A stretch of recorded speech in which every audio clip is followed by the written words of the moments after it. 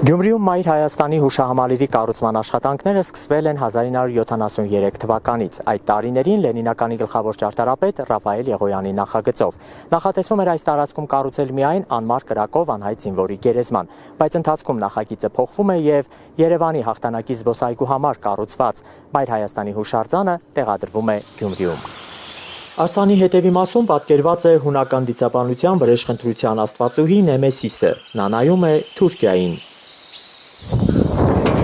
Ժամանակին այս պատվանդանի ներսում փոքրիկ թանգարան է եղել, որը սակայն 88-ի երկրաշարժից հետո փակվել է։ Թանգարանում ցուցադրված իրերից պահպանվել է միայն 50 կիլոգրամանոց մատյան հավերժության գիրքը։ Գիրքը ոչնչացումից փրկել ու խնամքով պահպանում է Գյումրիի վետերանների միության նախագահ Վրույժ Սուքիասյանը։ Գիտակցված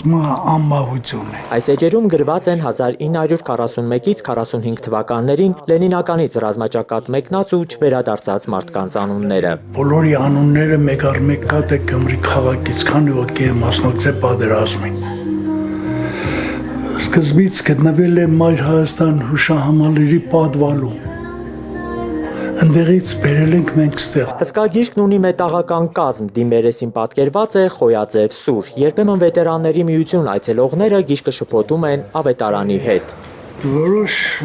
մեծահասակներ, որ գալիս են, գիտենք, թե խաչն է, էլի խաչ է դրված, բայց հետո բացատրում ենք, որ այն թուրն է, որով որ հաղթել են մերոնք։ 95 էջանոց գրքում զոհվածների անունները գրված են այբենական կարգով, ձեռագիր հայ մանրանկարչությանն ու մատենագրությանը բնորոշ տառատեսակով։ Քանի անուն է ներառված։ 3074։ Քան անուն կա։ Այդքան մասնակցել են։ Գիրքը կազմել է Մայր Հայաստան հուշահամալիրի նախագծի հեղինակ Ռաֆայել Եղոյանը։ Գիրքն ունի նաև մաքուր էջեր։ Հեղինակը նախատեսել է, որ պատերազմում անհետ կորածների տվյալները գտնելու են ու լրացնելու են։ Մինչ օրս ոչ մի անուն գրքում չի ավելացել։ Մինչև հիմա ոչ ոք չի դիմել, ոչ ոք չենք գտել, ոչ ոքի չենք գտել, ոնց որ կարպես կա։ Բայց պատերազմի մասնակիցների ժառանգներից շատերն են իրենց ծնողների անունները գտել այս գրքի էջերում։ 79-ամյա Վրույժ Սուքիասյանի հայրը եւս հայրենական մեծ պատերազմի մասնակից է եղել։ Վիրավորվել է ու վերադարձել տուն։ Ես ինչքան կամ ինչքան ես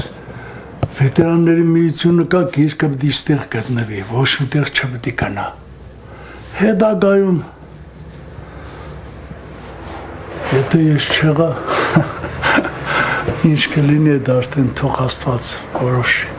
Տարիներ առաջ այս հաղթանակի օրերին վետերանների միությունում աշխուժություն էր, շքանշանները հագուստներին ամրացրած տարեցները պատրաստվում էին շքերթի, բայց հիմա տարածքում ծանր լռություն է։ Շատ վետերաններից մնացել են միայն լուսանկարները։